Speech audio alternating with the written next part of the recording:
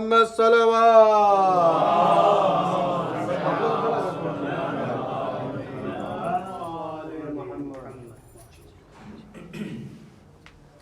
رحم الله من يقرأ الفاتحة. بسم الله الرحمن الرحيم.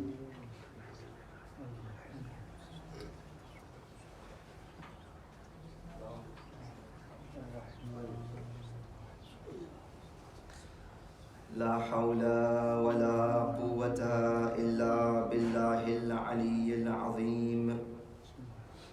حسبنا الله ونعم الوكيل، نعم المولى ونعم النصير. أعوذ بالله السميع العليم من الشيطان اللعين الرجيم.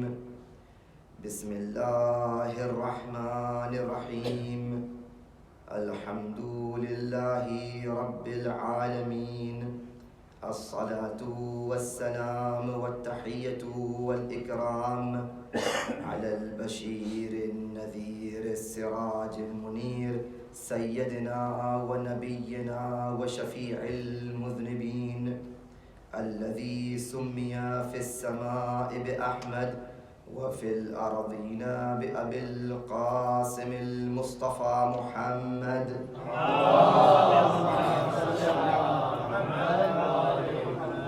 وعلى أهل بيته الطيبين الطاهرين المعصومين المظلومين، ولا سيما بقية الله في الأرضين، واللعنة الدائمة على أعدائهم أجمعين من الآن إلى قيام يوم الدين. أما بعد،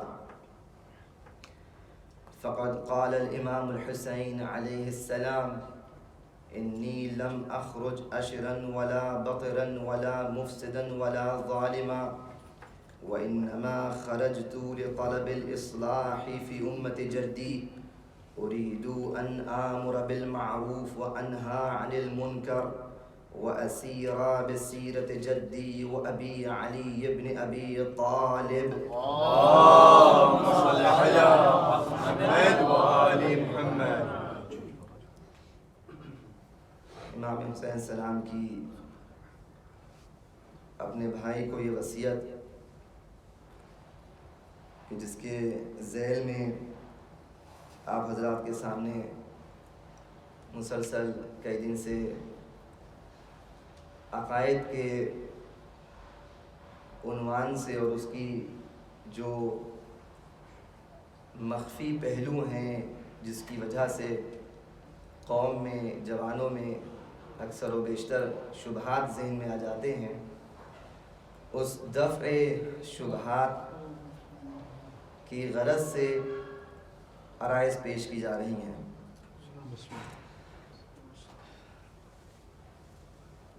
امام حسین علیہ السلام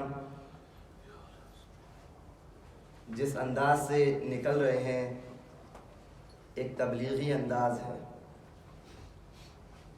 اور ایک ان کے دوش امامت پر بار رسالت ہے جس کو انہیں ادا کرنا ہے۔ ہم لوگوں کا ماننا یہ ہے، جیسا میں نے کل بھی اشارتاً عرض کیا تھا، کہ قول امام، جو امام کی گفتگو ہوتی ہے، قول، فعل امام، امام کا جو عمل ہوتا ہے، اور تقریر معصوم، یعنی امام نے کچھ کہا نہیں، کچھ کیا نہیں، وہ خاموش رہے، کسی بات کو دیکھا، اعتراض نہیں کیا، کچھ سنا، اعتراض نہیں کیا، اسے کہتے ہیں تقریر۔ کیونکہ حجت خدا معصوم پر واجب ہے کہ اگر غلط بات ہو رہی تو فوراً روک دے، ٹوک دے۔ امام کی وجود میں، امام کی محضر میں اگر کوئی غلط بات ہو تو فوراً امام روکے گا، یہ اس پہ واجب ہے۔ تو اگر امام خاموش رہے، اس کا مطلب یہ کہ وہ فعل، وہ بات بالکل صحیح ہے، کم سے کم اتنا تو ثابت ہے کہ وہ حرام نہیں ہے۔ اسے کہتے ہیں تقریر معصوم۔ سر ایک سوال پڑھیں محمد والے محمد۔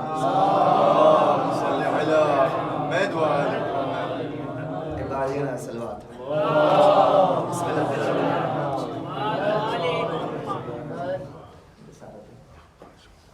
نعرہ حیدری صلوات بآواز بلند صلی علی محمد و آل محمد. تو یہ ہمارا عقیدہ ہے اور اسی ضرورت کے تحت ہم پورے 12 معصومین کے جو اعمال ہوں گے، ان کی جو گفتار ہوگی، اس کو سامنے رکھ کے ان کے ہر فعل کو، ہر قول کو، ہر تقریر کو حجت مانتے ہیں. تو امام علیہ السلام کا یہ انداز ایک نرالا انداز ہے. اور میں نے عرض کیا کہ جتنی بھی باتیں ہو رہی ہیں، امام جو نکل رہے ہیں امر بالمعروف کے لیے، نہی عن المنکر کے لیے، یہ وہ معروف و منکر نہیں ہے جو ہم اور آپ سمجھ رہے ہیں. یقیناً وہ بھی منکر ہے، میں اس کی نفی نہیں کر رہا ہوں. کوئی نماز نہ پڑھے یہ منکر ہے، غلط بات ہے، یہ برائی ہے. نیکی نہ کرے برائی ہے. ہر وہ عرض کیا تھا میں نے، ہر وہ کام جس کو عقل، شریعت، عرف کہے اچھائی ہے وہ معروف. ہر وہ کام جن کو یہ تینوں چیزیں کہیں برائی ہے وہ منکر. لیکن یہ ساری اچھائیاں اور یہ برائیاں تو چلی رہی تھیں. امام جو نکلے ہیں کس معروف کے نکلے، وہ اشارہ ہم نے کل کیا تھا. اور پھر اس روایت میں جملہ مل گیا تھا کہ امام علیہ السلام فرما رہے ہیں کہ انا الموصوف بالمعروف، میں وہ ہوں کہ جس کو معروف کہا گیا ہے. تو امام جو نکل رہے ہیں وہ امامت اور ولایت کی طرف دعوت دینے کے لیے نکل رہے ہیں. اور جو بھی اس امامت کی طرف آگے بڑھے گا وہ معروف کی طرف جا رہا ہے. جو بھی اس امامت کے ساتھ منسلک ہو جائے گا وہ معروف کی طرف آ رہا ہے. اور جو اس کے مد مقابل میں آئے گا وہ منکر ہو جائے گا. یہ بات ہمارے سامنے کل آ گئی تھی. ظلم، انی لم اخرج عشرا ولا بطرا ولا مفسدا ولا ظالما. ہم نہ کسی کا بدلہ لینے نکل رہے ہیں، نہ ہی غرور کے لیے نکل رہے ہیں، نہ ہم فساد چاہتے ہیں اور نہ ہی ظلم چاہتے ہیں. یہ ظلم کیا چیز ہے؟ دیکھیے، ظلم کو سمجھنے کے لیے اس کا جو دوسرا حصہ ہے، دوسرا رخ، اس کو سمجھنا پڑے گا. امام سے امیر المومنین علی ابن ابی طالب علیہ السلام کہ مولا یہ بتائیے کہ عدل کیا ہے، عدل کی ڈیفینیشن کیا، اس کی تعریف کیا ہے. امام فرماتے ہیں، جملہ خیر الگ ہے لیکن جو مشہور ہے امام کے جملے سے لیا کہ میں وہ نقل کرتا. فرماتے ہیں کہ عدل کیا ہے؟ وضع الشیء فی موضعہ، ہر شے کو اپنی جگہ پہ رکھنا، یہ عدالت ہے. ہر شے کو اپنی جگہ پہ آپ رکھ دیجئے، یہ عدالت ہے. اس کا مطلب یہ ہوا کہ آپ اس شے کو جو رکھنے جا رہے ہیں پہلے اس کی معرفت تو ہو، اس کی جگہ کی معرفت بھی ہو، تب آپ اس شے کو اس جگہ پہ رکھیے گا، ورنہ آپ یہ کام نہیں کر سکیں گے. سوال کرنے والا سوال کرتا ہے مولا تو پھر ظلم کیا ہے؟ امام فرماتے میں تو تعریف کر چکا. کیا تعریف کر دی مولا؟ کہا میں نے بھی بتایا کہ عدل یہ ہے کہ ہر شے کو اس کی جگہ پہ رکھا جائے. تو ظلم یہ ہے کہ اگر اس شے کو اس کی جگہ پہ نہ رکھا جائے، یہ ظلم ہے. تو اب اگر یہ ظلم ہے اور یہ عدل ہے تو سوال یہ ہے کہ امام اللہ صلی علی محمد علیہ میری سلوات پڑھیں محمد علیہ محمد. سوال یہ ہے کہ امام اور مقام امام کیا ہے. ہم مقام امامت کو پہلے سمجھیں تو پھر اس کو اس جگہ پہ رکھنے کی کوشش کریں. جو کہ اگر مقام امامت نہیں سمجھ میں آیا تو جو منصب امامت ہوگا اس پہ ہر ایک کو ہم لا کے بٹھا دیں گے. اور تاریخ میں یہ غلطی ہوئی ہے.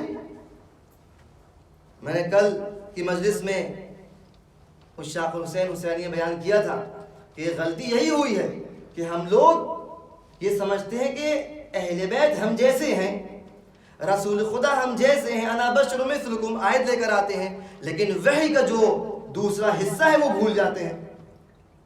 یہ اہل بیت ہم جیسے ہیں لیکن ان پر وحی نازل ہوتی ہے، رسول خدا پر وحی نازل ہوتی ہے۔ تو پہلے مقام امامت کو سمجھے ہم کیا ہے، اور اسی کو بیان کرنے کے الگ الگ انداز سے ابھی تک میں گفتگو کر رہا ہوں، اور یہ بیان کیا کہ مقام امامت کو سمجھنے کا ایک طریقہ یہ ہے کہ آپ علم امام کے حدود کو سمجھ جائیے، جس کے اوپر گفتگو کی تھی کہ انسان یہ سمجھے کہ امام کے علم کے حدود وہی ہیں جو قرآن کا علم کا حدود ہے۔ جس انداز سے قرآن کا علم ہے اسی انداز سے اہل بیت کا علم ہے۔ بلکہ بعض روایات میں ملتا ہے کہ جہاں پر آپ حدیث سنتے چلے آ رہے ہیں کہ رسول خدا نے فرمایا انی تارک فیکم الثقلین کتاب اللہ و عترتی اہل بیتی، میں تمہارے درمیان دو گراں قدر چیزیں چھوڑ کے جا رہا ہوں، ایک قرآن اور ایک اہل بیت۔ بعض روایات میں ملتا ہے کہ اہل بیت اس سے زیادہ اثقل ہے۔ اس کی وجہ یہی ہے کہ کتاب سامنے ہے، استاد کو کتاب پر پورا احاطہ ہونا چاہیے تب وہ معلم بنے گا۔ کتاب کے مسائل پر اگر آپ کو پورا کنٹرول نہیں ہے، استاد حاوی ہوگا کتاب پر، تب وہ بات آئے گی جو اہل بیت کا مقام سمجھ میں آنے والا ہے۔ تو مقام امامت کا ایک گوشہ یہ ہے کہ آپ پہلے علم امام کو سمجھیے۔ ظلم، عدل، وضع الشیء فی موضعہ، ہر شے کو اپنی جگہ پہ رکھنا۔ یا اللہ، یا اللہ تیرا نظام کیا ہے؟ تو نے انبیاء بھیجے، آخری نبی بھیجا، نبی کے جانے کے بعد تو عادل ہے، حکیم ہے، اس امت مسلمہ کو، اس نظام اسلام کو بغیر کسی رہبر کو تو چھوڑ سکتا ہے؟ اللہ کہے گا نہیں، ہم انتظام کرنے والے ہیں۔ کیا انتظام کیا؟ غدیر خم میں رسول خدا نے انتظام کا وہ انداز بیان کر دیا۔ کس انداز سے توجہ کیجئے گا، کس انداز سے؟ خطبہ غدیر ہے، اس کے جملے میں یہ جملہ ملتا ہے جو قرآن کی آیت بھی ہے، کہ آیت کیا کہہ رہی ہے کہ النبی اولا بالمؤمنین من انفسہم، نبی تمام مومنین کے نفسوں پر، ان کی جانوں پر ان سے زیادہ اولویت رکھتا ہے، اختیار رکھتا ہے۔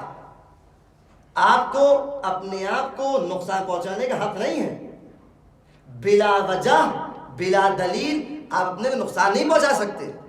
اسی وجہ سے خودکشی حرام ہے، سوسائڈ حرام ہے، آپ نہیں کر سکتے ہیں۔ کیوں؟ اس لیے کہ یہ جسم امانت ہے، یہ امانت ہے، اس کو اسی انداز سے استعمال کرنا ہے جہاں خالق کی مرضی ہے۔ رسول کے بارے میں وہ کہا جا رہا ہے کہ نبی آپ کے نفسوں پر، جسموں پہ نہیں، آپ کے نفسوں پر آپ سے زیادہ مسلط ہیں، اختیار رکھتے ہیں، صاحب اختیار ہیں۔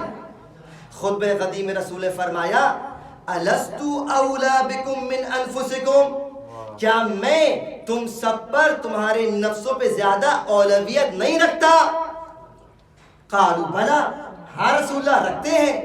تو جب رسول خدا نے اس بات کا اقرار لے لیا، اعتراف لے لیا کہ میں بعنوان رسول، بعنوان نبی تم سب کی جانوں پر اختیار رکھتا ہوں تم سے زیادہ، تو فوراً جملہ فرمایا کہ من کنت مولاہ فہذا علی مولا، کہ جس کا میں مولا ہوں اس کے علی مولا ہے۔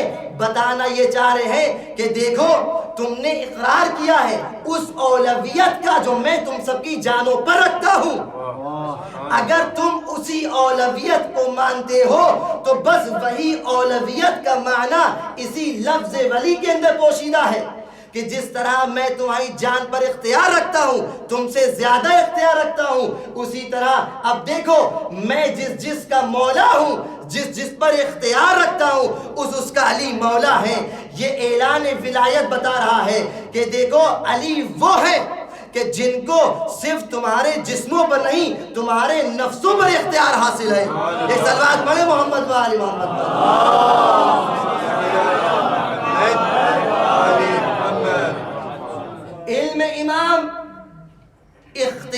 امام. اس حد تک اختیار کہ ہمیں اپنی نفس پر اتنا اختیار نہیں ہے جتنا علی کو آپ سب کے اوپر اختیار ہے. اور یہ اعتراف مومنین و مسلمان کر چکے تھے. اب اس وقت کیوں اختلاف ہو رہا ہے؟ ولی کا معنی دوست کا ہے, ولی کا معنی فلاں چیز کا ہے. کس بات کی دوستی؟ کس بات کی دوستی؟ دوستی تو سبھی کر رہے تھے. کون ہے وہ بد نصیب جو علی کو دوست نہ رکھتا ہو؟ دشمن بھی دوست رکھتے تھے, اپنے بھی دوست رکھتے تھے. یہ معنی دوستی کا نہیں ہے. رسول خدا نے اسی دوستی کے معنی کو بہت پہلے ختم کر دیا, اسی جملے سے کہ کیا میں تمہارے اوپر تمہارے نفسوں سے زیادہ اختیار نہیں رکھتا؟ یعنی کیا میں تمہارے نفسوں میں تم سے زیادہ دوست ہوں؟ دوست ہوں نہیں, کوئی معنی اس قسم میں نہیں آتا. میں تمہاری جانوں پر تم سے زیادہ دوست ہوں, یہ کوئی معنی ہے؟ یہ کوئی سینس بنتا ہے؟ نہ, یہ معنی صرف اختیار کا ہے, تصرف کا ہے, احاطے کا ہے, ولایت کا ہے.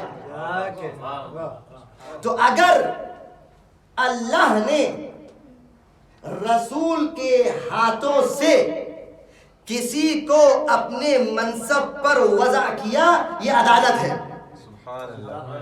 وضع الشیء وضع علی فی موضع النبی, یہ عدالت ہے. اور اگر یہ نہ ہوتا تو یہ ظلم ہو جاتا. اللہ عادل ہے اس لیے یہ کیا ہے. اگر کوئی یہ نہیں مانتا وہ زمرے ظلم کے اندر آ جائے گا, وہ ظالمین میں سے ہو جائے گا. تو اگر ہم نے یہ بات سمجھ لی تو آئیے بھی تاریخ میں آپ آ کے دیکھیے, وہاں اللہ نے نصب کیا. یہ اللہ کا مزاج تھا کہ جو نفس رسول ہو اسے اللہ نے اپنا ولی بنایا, رسول کا جانشین بنایا, اس انداز سے بنایا.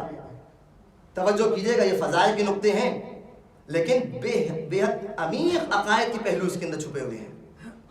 یا اللہ تو اس ولی کو, اس علی کو کہیں بھی پیدا کر دیتا, لیکن خانہ کعبہ میں ولادت ہوئی. تاریخ گواہ ہے کہ اس سے پہلے اور اس کے بعد کوئی خانہ کعبہ پیدا نہ ہوا. یہ کیا ضرورت تھی اللہ تجھے اس طرح انتظام کرنے کی؟ خانہ کعبہ کے پاس فاطمہ بنت اسد گئی تھی, ہاں گئی تھی.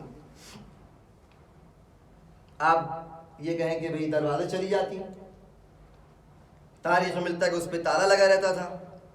یا اللہ یہ دیوار کو شق کی گئی, تالا ٹوٹ جاتا, تالا ٹوٹ جاتا, فاطمہ بنت اسد اندر چلی جاتی.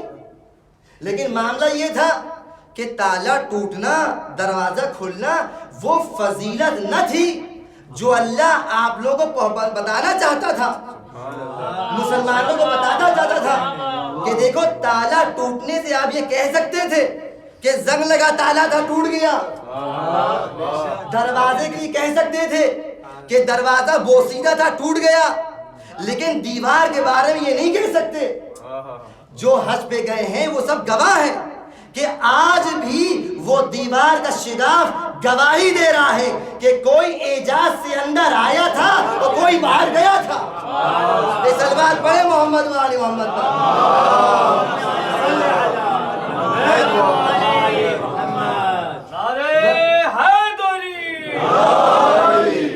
سلوات پڑھے محمد و آل محمد پر.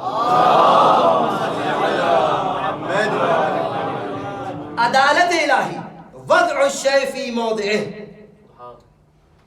علی کو یوں ہی نہیں رکھا, کہاں رکھا؟ ولادت موقع پر خانہ کعبہ. یہ ایک شے کو ایک جگہ پہ اللہ جو عادل ہے اس نے رکھا ہے. یہ ظلم نہیں ہو سکتا. اگر ظلم ہوتا تو یہ کام نہ ہوتا. یہ کام ہوا ہے, لہذا یہ عین عدالت الہی ہے, اور ایسی عدالت کہ جس میں کسی اور کو دخل نہیں ہے. اور کیا فضائل ہیں, کیا نکات ہیں اس کے اندر کہ جب فاطمہ بنت اسد باہر تشریف لائی ہیں اور یہ چند گھنٹوں کا یہ بچہ جو آغوش مادر میں تھا, سب سے پہلے کس کا دیدار ہوا؟ جناب رسالت مآب کا. رسول خدا نے آغوش میں لیا. آغوش میں لیتے ہی روایات بیان کرتی ہیں کہ امام علیہ السلام نے اپنی زبان کو کھولا. پہلے آنکھوں کھولا, رسول کی زیارت کی, فوراً زبان کو کھولا. یا رسول اللہ, اللہ اکبر, یا رسول اللہ. خطاب کر رہا ہے بچہ. آگے بچے نے کیسے بولنا شروع کر دیا, یہ کیسی اب حدیثیں کر رہے ہیں. ہر ایک قاعدہ یاد رکھیے, ہر وہ چیز جو قرآن سے ثابت ہو جائے اس کی نفی نہیں کی جا سکتی. قرآن سے ثابت ہے کہ ایک بچہ تھا, کئی گھنٹے کا تھا, لیکن اس نے کلام کیا ہے. کون تھا؟ جناب عیسیٰ تھے. آتانی الکتاب وجعلنی نبیا, مجھے اللہ نے کتاب دی ہے, مجھے نبی بنایا ہے. جب وہاں پر تم اعتراض نہیں کر رہے ہو تو جو فخر عیسیٰ ہو اس پر تمہیں کیسے اعتراض؟ یہ ممکن نہیں ہے. کلام کیا. یا رسول اللہ بتائیے, ہم توریت پڑھیں, انجیل پڑھیں, زبور پڑھیں یا قرآن پڑھیں؟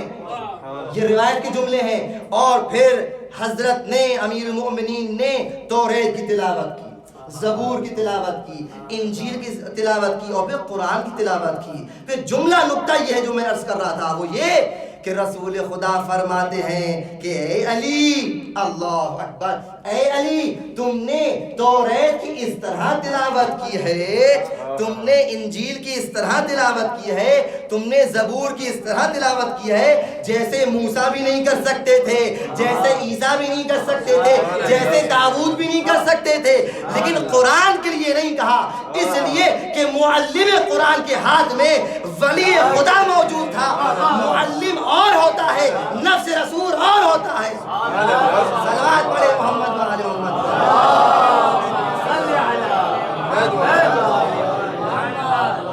نفس رسول اور معلم میں بس یہی فرق ہے کہ اگر آغوش معلم میں یہ آ جائے تو حفظ مراتب یہ ہے کہ قرآن خود نہیں پڑھیں گے, اور اگر پڑھیں گے جو کہ پڑھا, اس میں رسول نے یہ نہیں کہا کہ علی تم نے مجھ سے بہتر قرآن پڑھا, نہ, معلم قرآن رسول اللہ ہے. تو پھر وہی بات, وضع الشیء فی موضعہ, بچہ آ گیا اس جگہ پر جہاں آنے کا حق تھا.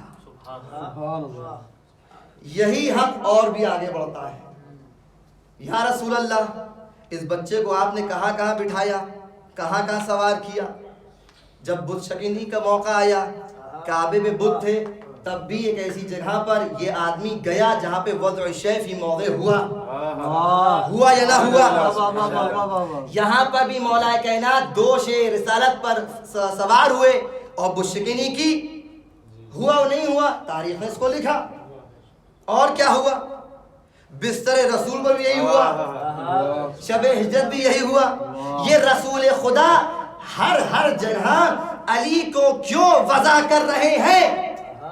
بتانا یہ چاہ رہے ہیں کہ دیکھو, ہم اس اللہ کی جانب سے مبعوث ہوئے ہیں. ہمارا مقام یہ ہے کہ ما ینطق عن الہوى ان هو الا وحی یوحی. ہم جو بھی بولتے ہیں, جو بھی کرتے ہیں, ہمارا فعل ہو, ہمارا قول ہو, ہماری تقریر ہو, سب اللہ کی مرضی ہوتا ہے. اللہ کی مرضی تھی تو ہم نے اس کو آغوش میں لیا. اللہ کی مرضی تھی تو ہمارے دوست پہ سوار ہوا. اللہ کی مرضی تھی تو بستر رسول پہ یہ سویا. اللہ کی مرضی تھی اس لیے میں نے اس کو غدیر میں بلند اتنا کیا کہ بغل کی سفیدی نظر آ گئی, کہ اندھا بھی دیکھ لے, بہرا بھی سن لے کہ من کنت مولاہ فہذا علی مولا. صلوات پڑھے محمد و آل محمد.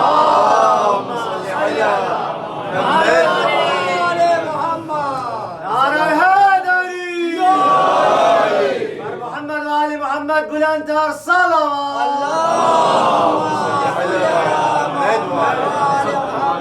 عدل الہی, ظلم, انی لم اخرج مفسدا ولا ظالما.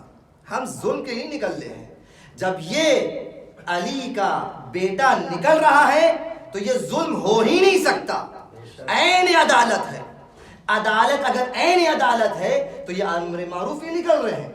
معروف مولا کائنات ہے, تو کس کی طرف دعوت دی جا رہی ہے؟ نماز کی طرف، روزے کی طرف. بات واضح ہو رہی ہے؟ روزے کی طرف. کس بات کی طرف؟ اہل بیت کی طرف. اہل بیت کی طرف دعوت دینے کے لیے امام حسین نکلتے ہیں. ضمن وہ ساری باتیں آتی ہیں، اس کی نفی نہیں کر رہا ہے، بار بار کہہ رہا ہوں اس کی نفی نہیں ہے.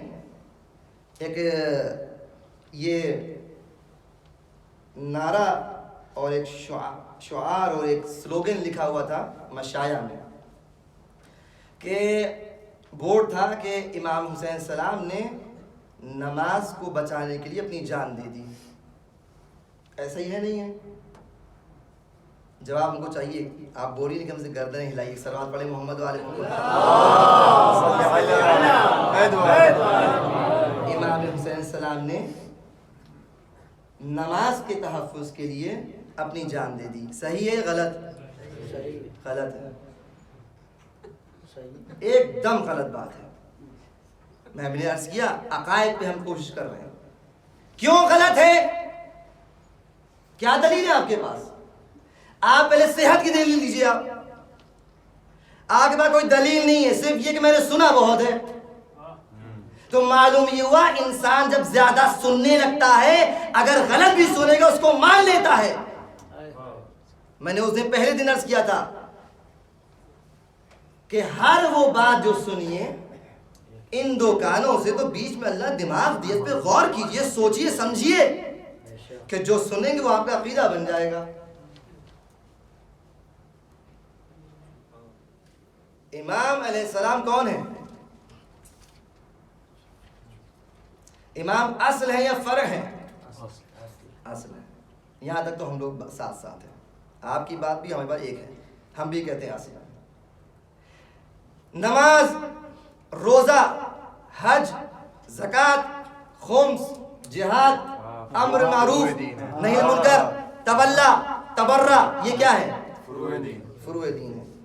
آپ نے خود کہہ دیا اصل امام ہے، فرع اصول دین ہے. یہ کیسے ہو سکتا ہے کہ اصل فرع پر قربان ہو جائے؟ یہ عقلی چیز ہی نہیں ہے، یہ عدل الہی کے خلاف ہے کہ اللہ جو خالق عقل ہے وہ فرع کے اوپر اصل قربان کر دے. اس بات پہ غور کیجئے گا. اصل و فرع میں فرق ہے. یہ غلط لکھا تھا، کربلا کے راستے میں ہی کیوں نہ لکھا ہو. غلط غلط ہوتا ہے، حق حق ہوتا ہے. امام علیہ السلام اصل ہیں، ولایت اصل ہے. جتنے بھی فروعات دین ہیں اس کو فرق کہہ کے ہم اہمیت کم نہیں کر رہے ہیں. علماء نے تقسیم اسی لیے کی ہے، اصول اور فروع. اصول دین کتنے ہیں؟ 5 ہیں. فروع دین کتنے ہیں؟ 10 ہیں. بچپن سے ہی سنتے چلے آ رہے ہیں. یہ کسی روایت نے کہا ہے؟ کسی امام نے کہا ہے؟ اب ہمارے سوال کے انداز سے آپ کو جواب مل گیا کہ نہیں کہا ہے، لیکن اگر میں گھما کے کہتا آپ کہتے ہیں ہاں کہا ہے. ایک صلوات پڑھیں محمد والے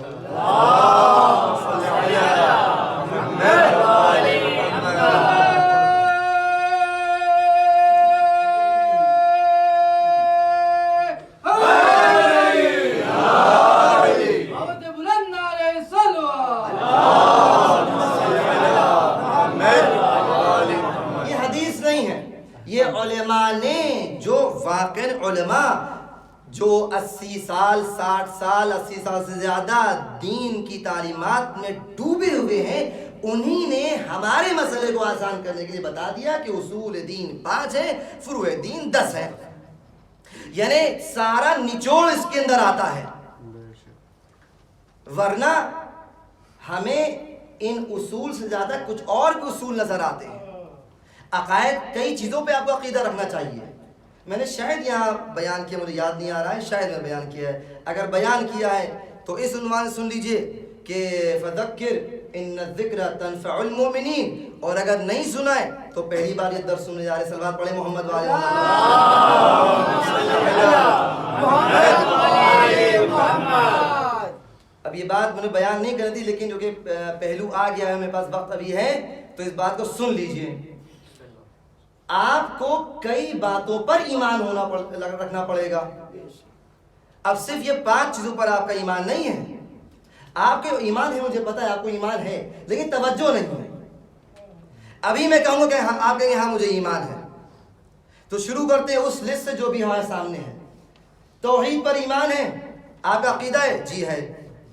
نبوت ہے, عدل ہے, امامت ہے, قیامت ہے. کسی اور چیز پر ہے. برزخ ہے, پورے صراط ہے, جنت ہے, جہنم. یہ ساری چیزیں جو آپ تلقین میں پڑھتے ہیں, اسمع افہم, اے سنو سمجھو, کیا سنو سمجھو, آپ اس میں یہی کہتے ہیں. بہت سی دعاؤں میں یہ ملتا ہے کہ الجنت حق والنار حق والبرزخ حق. نہ جانے کتنی چیزیں جو آپ کہتے ہیں حق ہے. یہ سارے جو حق باتیں ہیں ان سب پر آپ کو ایمان ہے. ملائکہ پر ایمان ہے. 1,24,000 انبیاء کہ جن کے نام بھی ہمیں اور آپ کو نہیں پتا ہے, ان سب پر ہم کو اجمالاً ایمان ہے. اب یہی بہت عمیق بحث ہے کہ ہمارے لیے, یہ بہت غور سنیے اس بات, جو لوگ سمجھ گئے کہ ہمارے لیے علم اجمالاً واجب ہے, تفصیل کے پیچھے مت جائیے. یہ ضروری نہیں کہ ہم ہر چیز ڈیٹیل میں جانیں ورنہ نہیں مانیں گے, یہ غلط ہے. آپ کو اجمالاً ماننا ہے, ایز اے ہول اگر مانیے وہ کافی ہے. اگر ہم تفصیل کے پیچھے پڑیں گے تو پھر آپ کو بہت سے انبیاء کے اوپر ایمان نہیں ہونا چاہیے, کیونکہ آپ کو تفصیل کا نام تک نہیں پتا ہے. بات سمجھ میں آ رہی ہے؟ تو ایمان بہت سی چیزوں کے اوپر ہے. جناب حمزہ یہ کون ہے؟ سید الشہداء, رسول خدا کے چچا. ان کے بارے میں آپ کا کیا ایمان ہے؟ نہیں صحیح تو ہے کیا ایمان ہو تو میں کہوں صحیح ہے. روایت میں ہے کہ جس شب کو جناب حمزہ سید الشہداء, کربلا سے پہلے جب بھی سید الشہداء کہا جاتا تھا تو اس سے مراد جناب حمزہ تھے. سید الشہداء جناب حمزہ جس صبح کو ان کی شہادت ہوئی ہے, اس رات کا قصہ یہ ہے کہ رسول خدا کے پاس آئے کہ میرے بھتیجے مجھے ڈر لگتا ہے کہ میں اللہ کی بارگاہ میں کیسے جاؤں, کہیں ایسا نہ ہو کہ کوئی ایسی بات ہم سے چھپی رہ جائے, ہمارے ایمان, ہمارے عقیدہ, ہمارے ایمان کچھ کمی رہ جائے, تو آپ ہماری اصلاح فرمائیے. اہل بیت گھرانے کے دستور سے معلوم ہوتا ہے کہ جاہل عالم کے پاس آئے, جو نہیں جانتا وہ جو جانتا اس کے پاس آئے, جو نہیں جانتا وہ اہل ذکر کے پاس آئے. فَاسْأَلُوا أَهْلَ الذِّكْرِ إِن كُنتُمْ لَا تَعْلَمُونَ. اگر تم نہیں جانتے, یعنی اگر تم جاہل ہو تو اہل ذکر کے پاس آؤ, سوال کرو. بس اسی بات کو تو مراجع کہتے ہیں کہ تقلید یہی ہے کہ تم نہیں جانتے اس سے پوچھو جو جانتا ہے. اس بات پڑھے محمد والے محمد.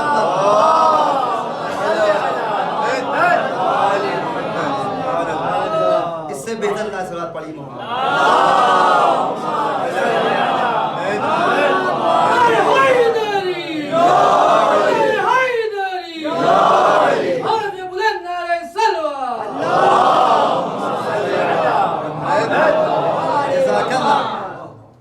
جس رات آئے تو کہا ہمیں آپ اصلاح فرمائیے. اصلاح کے لیے آئے. رسول خدا نے, ایک تھوڑی طویل روایت ہے اور اصل جملے میں تھوڑا ذہن سے جا رہے ہیں, لیکن مقصد روایت کا جو مفہوم ہے, مضمون وہ بیان کروں. رسول خدا نے فرمایا اے میرے چچا دیکھیے یہی سب باتیں, اللہ ہے, آپ گواہی دیجئے کہ اللہ ایک ہے, وحدہ لا شریک ہے, کہ میں گواہی دیتا ہوں کہ اللہ ایک ہے, اس کا کوئی شریک نہیں. کہا اے میرے چچا آپ یہ گواہی دیجئے, لفظ ہے گواہی دیجئے. یہ روایت اگر کوئی جا کے دیکھنا چاہتا ہے تو کتاب ہے کتاب الوصیہ. کتاب الوصیہ عیسیٰ بن مصطفیٰ راوی ہیں اور بہت اہم کتاب ہے, بے حد اہم. اور یہ وہ صحابی ہیں جو امام کاظم علیہ السلام کے صحابی ہیں, اور امام سے تقریباً 35 یا 36 یعنی 35 یا 36 روایتیں انہوں نے نقل کی ہیں.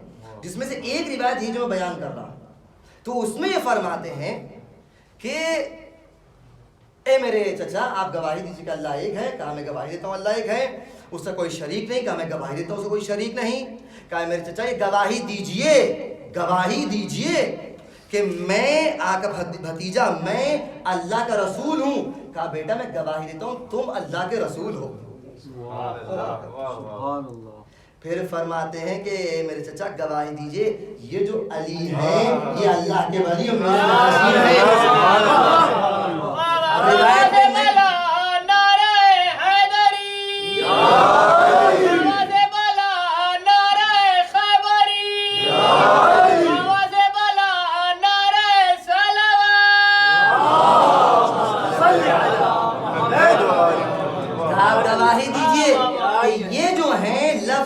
یہ جو ہیں یہ اللہ کے ولی اور میرے جانشین ہیں. کہا میں گواہی دیتا ہوں کہ علی، لفظ بدل گئی، کہا علی جانشین ہیں، علی آپ کے وصی ہیں. پھر فرماتے ہیں کہ آپ گواہی دیجئے کہ جناب سیدہ میری بیٹی سیدہ فاطمہ وہ سیدۃ نساء العالمین ہیں. کہا کہ میں گواہی دیتا ہوں کہ فاطمہ سیدۃ نساء العالمین ہیں. اور پھر فرماتے ہیں جو جملہ میں کہنا چاہ رہا ہوں کہ عقائد کی دیکھیے منزلیں ہیں، ایمان کی منزلیں ہیں. ان منزلوں کو جتنا زیادہ آپ طے کرتے چلے جائیں گے اس کل ایمان سے قریب تر ہوتے جائیں گے. وہاں فرماتے ہیں کہ میرے چچا آپ گواہی دیجئے کہ خود آپ سید الشہداء ہیں. آپ اس کا مطلب سمجھیے، مطلب یہ ہے کہ خود سید الشہداء، جو سید الشہداء ابھی ہوئے نہیں ہیں، پوری رات باقی ہے، کل ہوں گے سید الشہداء. لیکن یہ ایمان، توجہ، یہ ایمان، یہ عقیدہ، یہ فیکٹس ہیں، یہ واقعیت ہے. اس میں کوئی تسامح نہیں ہے، اس میں تکلفات نہیں ہے، اس میں اعتباریات نہیں ہے کہ 3 ہے 4 شک ہو تو 4 نماز کر لو آگے. یہ اعتبار فقہیہ نہیں ہے، یہ واقعیت ہے. مانو گے تو صراط مستقیم پر ہو، ہٹو گے تو تم بطلان پر ہو. اے میرے چچا کہیے کہ آپ خود سید الشہداء ہیں. کہا بیٹا میں گواہی دیتا ہوں کہ میں سید الشہداء ہوں. یہ بات کو سن میں آئی ہماری اور آپ کی کہ عقائد کی منزل اتنی سخت ہے کہ اگر ہم اور آپ عقائد کے معاملے میں اگر ذرا سا ڈیویشن ہو گیا کس چیز سے؟ صراط مستقیم سے، اس سیدھے راستے سے. محمد و آل محمد صلوات.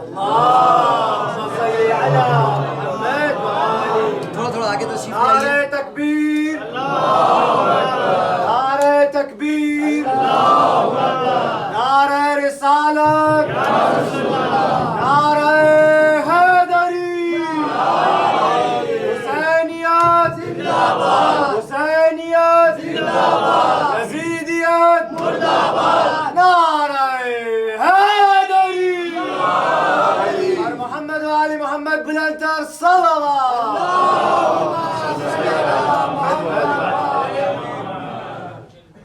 صراط مستقیم سے اگر ذرا سا ہم لوگ ہٹے، جو پیرلل لائنز ہوتی ہیں، کیوں پیرلل ہوتی ہیں؟ کیوں پیرلل ہمیشہ رہتی ہیں؟ کیونکہ واقعی پیرلل ہوتی ہیں. اگر پیرلل نہ ہو تو یا ادھر چلی جائیں گی یا یوں چلی جائیں گی، پھر آگے کہیں چلی جائیں گی. ہم لوگوں کو اسی صراط کے پیرلل چلنا ہے. ذرا سا اگر آپ ہٹے ہلاکت حتمی و یقینی ہے. سفینۃ النجات من رکبہا نجا ومن تخلف عنہا غرق. ایسا ہی تو ہے، یہ ہمارا عقیدہ ہے. میں نے بھی اسی بات کو میں مکمل کر دوں. دیکھیے کیوں ہم بار بار اس بات پہ زور دے رہے ہیں کہ عقائد میں کوئی تکلف نہیں، جو ہے وہ ہے. بریکٹ. اب میڈیا کا زمانہ ہے، دیکھیے سب چیزیں ریکارڈ ہو رہی ہیں، اب ایک دم سے نشر ہو جاتی ہیں، ایڈیٹنگ ہوتی ہے، آدھی بات میری لی آدھی کٹ کر دی.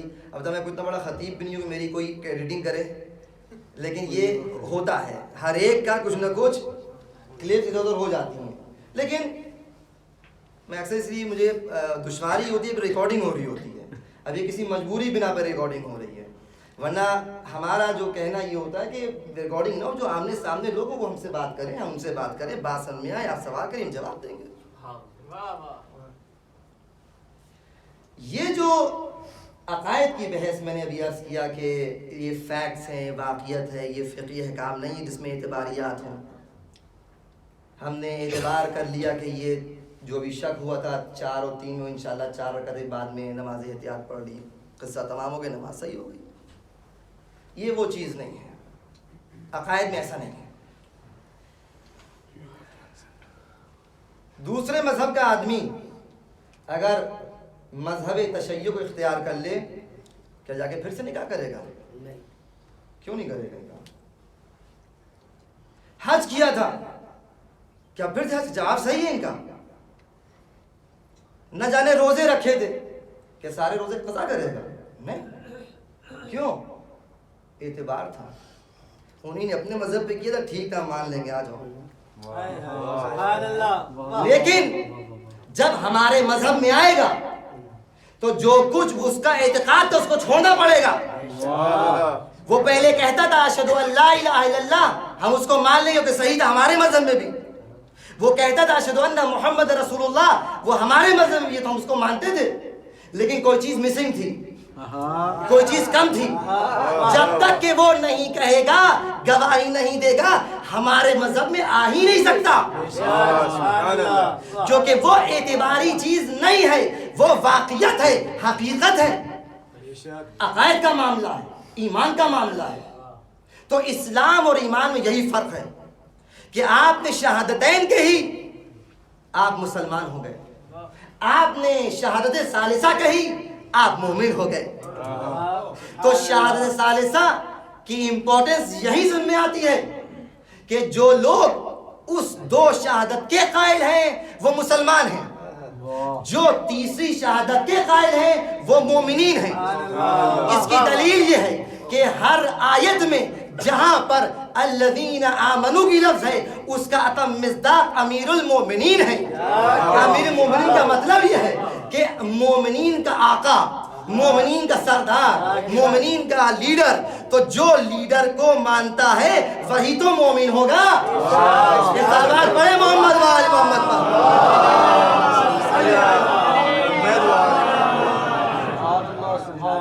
اہم چیز ہے. تو یہ جو ہمارے 12 ائمہ ہیں، معصومین ہیں، ان کو جو وضع کیا گیا ہے کسی منصب کے اوپر، جو کہ ایسا، میں پیچھے جا رہا ہوں، میں پیچھے جا، توجہ کیجئے گا، ایسے منصب کے اوپر جو منصب الہی منصب ہے، تو جب اللہ نے اپنے منصب پر ان کو وضع کیا ہے تو وہ خالق ہے اور عادل بھی ہے، وہ حکیم بھی ہے، وہ علیم بھی ہے. اس کے علم میں ہے کہ کس کو کہاں پر رکھنا ہے، اس سے علم میں ہے کہ کون کس لائق ہے. تو جس کو جہاں پہ رکھ دیا وہ عین عدالت ہے، وہ عین حکمت ہے. رسول خدا کو خاتم الانبیاء بنایا، شروع میں نہیں بھیجا. اس کی وجہ تھی، اس کی حکمت تھی جو اپنی جگہ پر ہے. تو رسول خدا خاتم الانبیاء بنے. اسی طرح اوصیاء آتے رہے. اس خاتم الانبیاء کے ساتھ ایک خاتم الاوصیاء بھی آیا. اللہ اکبر. ایک عقیدے کی بات اور سنی پہ زحمت تمام. اس سلوات کا سہارا دیے مجھے.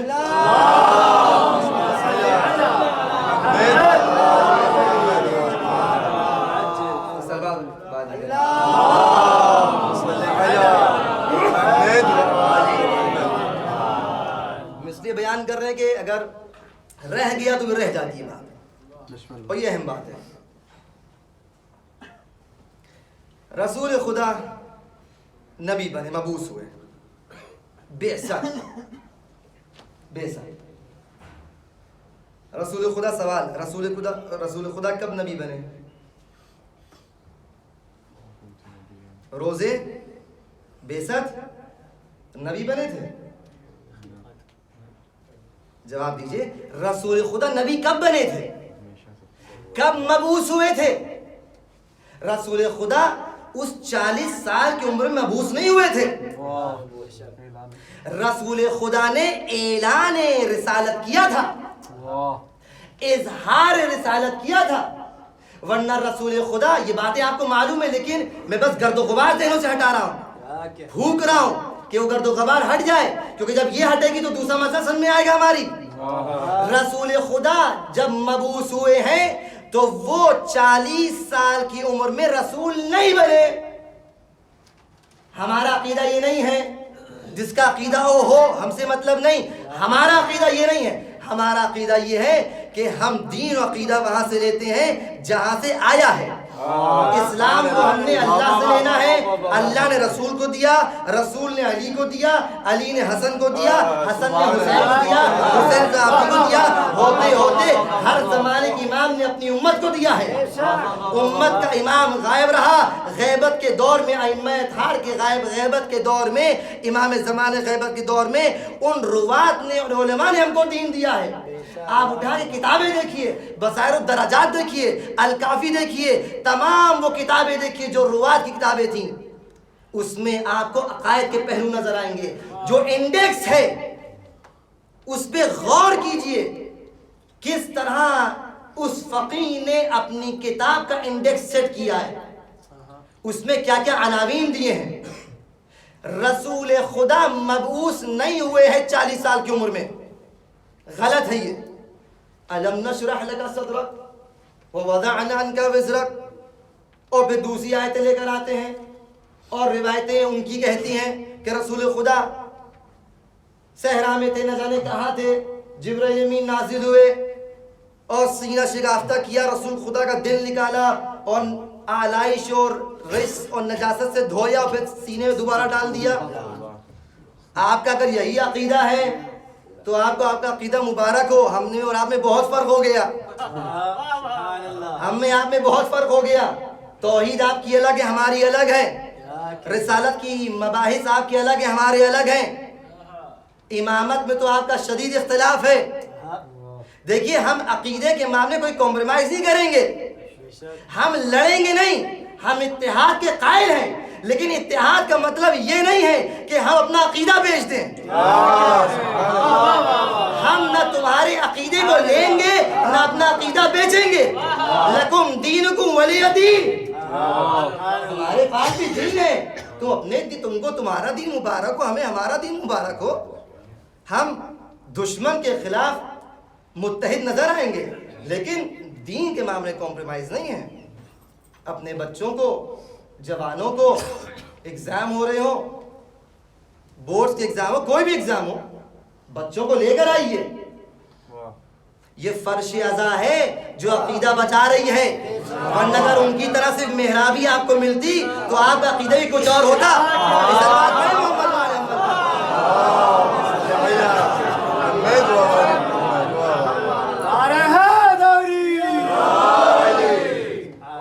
عقیدہ ہمارا یہ ہے کہ مبعوث نہیں ہوئے. بعثت کب ہوئی تھی؟ رسول خود فرمایا کنت نبیا والآن بین الماء والطین.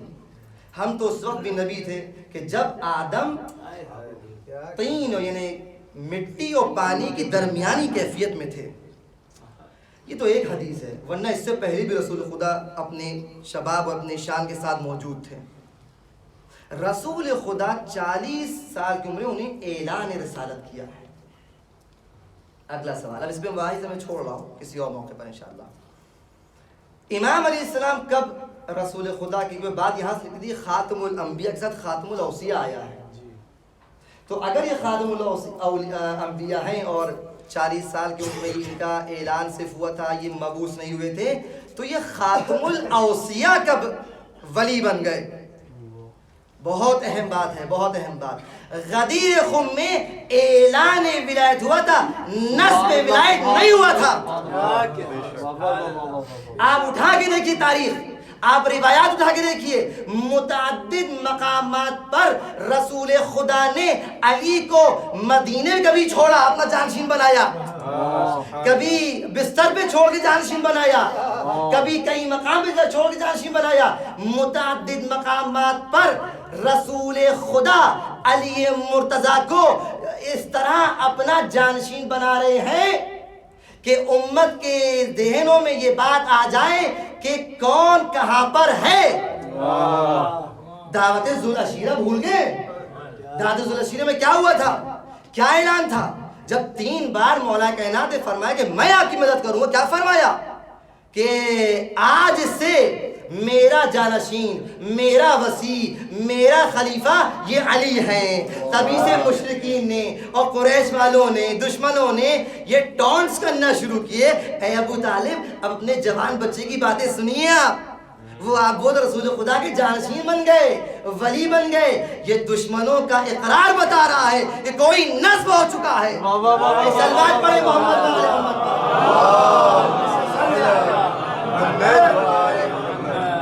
اس کی بھی تفصیل انشاءاللہ سکون سے کسی عرض کروں گا۔ تو یہ ہے عدل، انی لم اخرج عشرا ولا بطرا ولا مفسدا ولا ظالما۔ ہم ظلم کے لیے نکل رہے ہیں، ہم تو عدل کے اس پیغام کو لے کے نکل رہے ہیں جو میرے بابا کے ساتھ ہوا تھا۔ جب کربلا سے امام علیہ السلام کا، امیر المومنین کا کاروان گزرا ہے، جب لشکر گزرا ہے صفین کی طرف جا رہے تھے، تو کربلا کی زمین پہ پہنچ کر امیر المومنین نے گریہ فرمایا اور یہ فرمایا کہ اے ابا عبداللہ صبر کرنا، اور پھر جملہ فرماتے ہیں کہ یا اللہ یہ ابو سفیان کے خاندان کو کیا دشمنی ہے مجھ سے اور میرے بیٹے سے؟ ایسی سخت دشمنی، ایسی سخت دشمنی کہ نہ جوانوں کو چھوڑا، نہ اصحاب کو چھوڑا، نہ انصار کو چھوڑا، نہ ان نوجوانوں نونہالوں کو چھوڑا، حد یہ ہے کہ شیر خار کو نہیں چھوڑا۔ اجرکم علی اللہ۔ جناب علی اصغر کے آج مصائب بیان کرنا ہے۔ کون علی اصغر؟ کون علی اصغر؟ آپ کو معلوم ہے یہاں پہ ایک فضائل کا پہلو بھی ہے، وہیں سے مصائب کا پہلو ہے۔ امیر مومنین علیہ السلام کے ایک فضیلت یہ بھی ملتی ہے کہ ہر بات کو بہت توجہ سنیے گا، ذہن کہیں نہ جائے۔ ایک فضیلت یہ ملتی ہے کہ جب ولادت ہوئی تو فاطمہ بنت اسد نے امام علیہ السلام کو قنداق میں، بچوں کے بیان کروں، قنداق اسے کہتے ہیں جو بچہ جب پیدا ہوتا ہے تو اس کو کسی کپڑے میں لپیٹا جاتا ہے تاکہ بچہ اپنے پیر نہ ہلائے، ہاتھ نہ ہلائے، تو اس قنداق میں لپیٹا۔ یہ فضیلت ہے مولا کی۔ امیر مولا علیہ السلام نے اس قنداق کو کھول دیا۔ جناب فاطمہ بنت اسد نے، یہ کہیں ملے گا نہیں آپ کو، غور سنیے گا، دوبارہ کسی قنداق میں لپیٹا، 2 قنداق میں لپیٹا، کھول دیا، 3 قنداق کھول دیا، 7 قنداق میں لپیٹا، امیر مومنین نے کھول دیا۔ تاریخ میں میں نے نہیں پڑھا، اگر ہوگا تو ہوگا، میں نے فی الحال نہیں پڑھا، ابھی آج کی تاریخ میں نے نہیں پڑھا۔ تاریخ میں اس بچے کے علاوہ جناب علی اصغر کے سوا کوئی دوسرا بچہ نہیں ملتا ہے کہ جس نے 2 قنداق کھول لی ہوں۔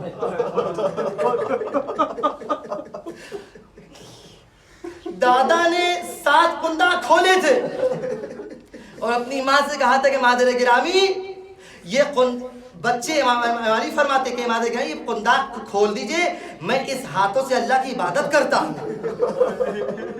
یہ اظہار تھا اللہ کی بندگی کا۔ ایک اور شیرخوار ہے کربلا میں جو اظہار بندگی کس طرح کر رہا ہے۔ زمانے کے امام نے جب آواز استغاثہ بلند کی، حل من ناس ینصرنا، تو بچے نے قنداق کھول دیا اور اس انداز سے قنداق کھولا کہ اس طرح نہ جانے کس طرح ہاتھ پیر ہلائے تھے کہ جب گریہ بیویوں کا بلند ہوا ہے، امام حسین گئے خیمے میں، بس منزل کی طرف میں آ گیا، اے بہن زینب یہ کس بات کا گریہ ہے؟ اے ام کلثوم کس بات کا گریہ ہے؟ کہا اے آقا حسین آپ نے ابھی ایک صدا استغاثہ بلند کی تھی، ہے کوئی جو میری مدد کرے، ہے کوئی جو میری مدد کو آئے؟ علی اصغر جو ابھی تک خاموش تھے انہی نے قنداق کھول دیا۔ 3 دن کا بھوکا پیاسا شیرخوار ہے، اتنا بھوکا ہے کہ جناب سکینہ سے روایت ملتی ہے کہ اتنے پیاسے ہم بچے تھے کہ کچھ بچوں کے ہونٹ خشکی سے اتنے خشک ہو چکے تھے کہ کھلے کے کھلے رہ گئے، اور کچھ ایسے بچے تھے کہ اگر ہونٹ بند تھے تو کھول نہیں پا رہے تھے۔ ان بچوں میں جناب علی اصغر سب سے چھوٹے تھے، ماں کا دودھ خشک ہو چکا تھا، کس انداز سے گریہ کیا، کیسے طاقت آ گئی۔ نصرت حسین کی شجاعت یہ تھی کہ اپنے آپ کو جھولے سے گرا دیا۔ اجرکم علی اللہ۔ اے بہن زینب، ہم کو علی اصغر کو دے دیجئے، ہم علی اصغر کو لے کے جاتے ہیں۔ مختصر یہ جناب زینب نے آغوش میں لیا اور اس ننھے سے سپاہی کو امام کی آغوش میں دے دیا۔ امام حسین جناب علی اصغر کو لے کے نکلے، خیمے سے نکل رہے تھے، ایک کمسن بچی نے پیر کو پکڑ لیا۔ اے بابا علی اصغر کو کہاں لے جا رہے ہیں؟ کہا بیٹا علی اصغر کو میں دشمنوں کے سامنے لے جا رہا ہوں۔ تڑپ گئی اے بابا آپ ننھے سے علی اصغر کو وہاں لے جا رہے ہیں کہ جہاں جو گیا زندہ واپس نہیں آیا۔ کہا نہیں بیٹی میں لے جا رہا ہوں اس امید سے کہ پانی مل جائے گا۔ جیسے ہی پانی کا نام سنا کہا ٹھیک ہے بابا، مان گئی، جائیے آقا، جائیے مولا، جائیے اے بابا آپ علی اصغر کو پانی پلا لائیے۔ اس انداز سے امام حسین چلے کہ اس دھوپ کی شدت علی اصغر پہ اپنی ابا کا سایہ کیا اور لپیٹ کے وہ چلے۔ دشمن سمجھا کہ امام حسین تبرکات لا رہے ہیں۔ کیوں دشمن سمجھا آپ کو معلوم ہے؟ اس لیے کہ امام حسین نے اس کربلا میں متعدد بار کبھی رسول کا امامہ پیش کیا۔ اے دشمنوں دیکھو یہ رسول کا امامہ میرے سر پر ہے، کچھ تو حیا کرو۔ کبھی زلجنا لے کے پہنچے، یہ رسول کا زلجنا ہے، کچھ تو حیا کرو، میں رسول کا نواسا ہوں۔ متعدد تبرکات پیش کیے۔ دشمن سمجھا یہ پھر کوئی تبرکات میں سے کوئی تبرک لے کر آ رہے ہیں، کوئی نشانی لے کر آ رہے ہیں۔ اجرکم علی اللہ۔ امام پہنچے اور دشمن کی فوج کی طرف رخ کر کے فرماتے ہیں کہ اے لعینو، اے دشمنو، میں نے تمہارا کیا بگاڑا ہے؟ بتاؤ میں نے کیا تمہارا کوئی حق مارا ہے؟ جواب منفی ملا، نہیں آپ نے کوئی حق نہیں مارا۔ کیا میں نے تم پہ ظلم کیا ہے؟ نہیں آپ نے کوئی ظلم نہیں کیا۔ کیا میں نے تمہاری کوئی امانت دے لی جس کو ادا نہیں کیا ہے؟ نہیں آپ نے ایسا کچھ نہیں کیا۔ تو پھر کیوں میرے خون کے پیاسے ہو، کیوں میری جان کے پیاسے ہو؟ صرف ایک جواب آیا، بغضاً لأبیک، آپ کے بابا کے بغض میں ہم آپ کو مارنے آئے۔ فرماتے ہیں کہ ٹھیک ہے اگر تمہیں مجھ سے بغض ہے تو شیر خان نے کیا کیا ہے؟ اس بچے کی کیا غلطی ہے؟ اس بچے کو ایک پانی پلا دو، اس کو پانی پلا دو۔ یہ دشمن نے دیکھا تو ایک مرتبہ ارباب مقاتل لکھتے ہیں کہ کچھ باتیں ہوئیں، لوگوں نے باتیں کرنا شروع کی کہ حسین کی بات صحیح ہے، ہم اس سے لڑنے آئے ہیں، بچے کی کیا غلطی ہے؟ اے عمر سعد، ارے بچے کو پانی کیوں نہیں پلاتا؟ یہ بچہ ہے، شیر خان ہے، اس کے ہونٹ سوکھ چکے ہیں، اس کے ہونٹ سوکھ چکے ہیں، اس کو پانی پلا دے۔ یہ اتنی گفتگو ہوئی کہ عمر سعد نے دیکھا کہ ایک فوج میں ایک قسم کا انقلاب برپا ہو رہا ہے، لوگ باتیں کر رہے ہیں۔ فوراً کہتا ہے این حرملہ، حرملہ کہاں ہے؟ اقطع کلام الحسین، حسین کلام کو منقطع کر دے۔ اب وہ منزل آتی ہے کہ جہاں پر یہ ملعون حرملہ آگے بڑھتا ہے، اپنے ترکش سے تیر نکالتا ہے۔ آپ مسائل سن چکے ہیں، مصاب ہو چکے ہیں، مجھے تفصیل میں بس ایک نقطہ بیان کرنا ہے، گریہ کیجئے گا۔ وہ نقطہ یہ ہے کہ جب وہ کمان میں تیر لگاتا ہے، وہ تیر کیسا تیر تھا؟ وہ تیر مقاتل لکھتے ہیں وہ تیر تھا کہ جس سے بڑے جانوروں کا شکار ہوتا تھا، معمولی تیر نہیں تھا، وہ سے چوبا تیر تھا، 3 بھال کا تیر تھا جس سے بڑا جانور شکار ہوتا تھا۔ یہ یہ ایک بات. دوسری بات, ہرملا کوئی معمولی آدمی نہیں تھا, بہت طاقتور تھا. یہ دوسری بات. تیسری بات, جس چیز کا نشانہ لگانا تھا وہ ایک کمسن بچہ تھا, شیرخوار بچہ تھا جو امام کی آغوش میں تھا. تیر لگانے والا ہرملا ہے, طاقتور ہے. توجہ کیجیے گا, ہرملا ہے, طاقتور ہے. 3 شعبہ سے شعبہ تیر ہے. نشانہ ٹارگٹ وہ ہے جو ہل نہیں رہا ہے. امام اپنی جگہ پہ کھڑے ہوئے ہیں. تیر چلانا آسان ہو گیا. اس نے تیر نکالا اور اس طرح کمان میں لگایا. ارے کمان کڑکی, تیر چلا. ارباب مقاتل لکھتے ہیں فَذُبِحَ الصَّبِيُّ مِنَ الْأُذُنِ إِلَى الْأُذُنِ. امام کے ہاتھ پہ بچہ منقلب ہو گیا اور ذبح ہو گیا. اجرکم علی اللہ.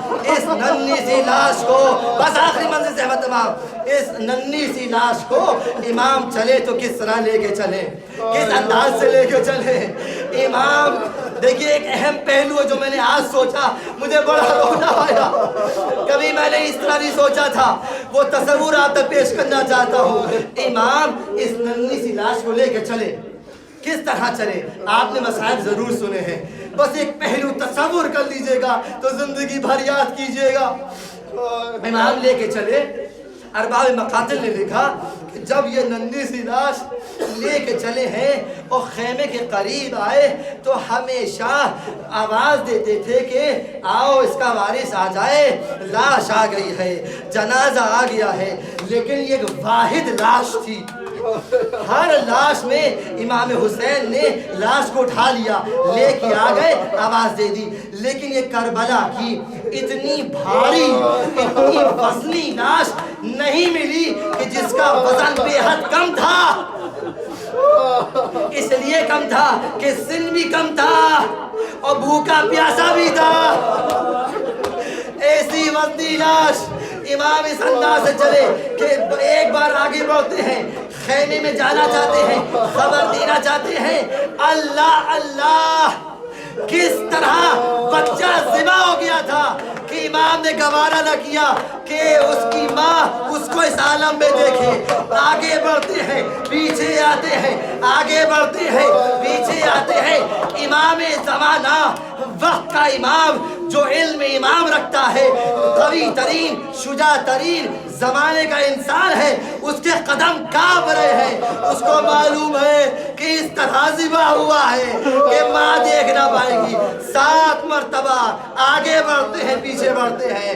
آخری مرتبہ یا علی کہہ کر ایک مرتبہ خیمے داخل ہوئے. انا للہ و انا الیہ راجعون. آؤ رباب آؤ, تمہاری قربانی بھی آ گئی. اے رباب دیکھو تمہارے بچے کے ساتھ کیا ہوا. جناب سکینہ دوڑی, اے بھیا اصغر تم پانی پی آئے. ابا کا دامن ہٹایا, اے بابا یہ تو شہید ہو گیا.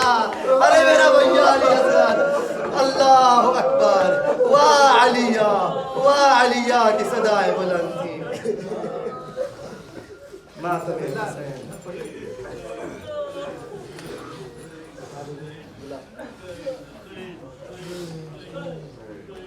دیکھنا دو.